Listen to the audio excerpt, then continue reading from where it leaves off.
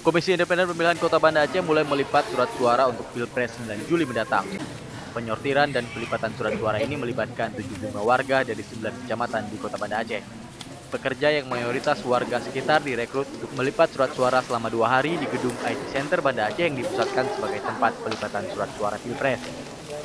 Warga yang direkrut ke Banda Aceh ini pada hari pertama mampu melipat dan melakukan penyortiran terhadap 67 kotak suara dari 82 kotak suara yang diterima KIP Kota Banda Aceh.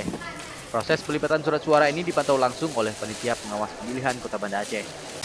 Menurut anggota KIP Banda Aceh, Ranisa, pada proses pelipatan dan penyortiran hari pertama ditemukan beberapa lembar kertas suara Pilpres yang rusak, cacat produksi, dan telah dicoblos.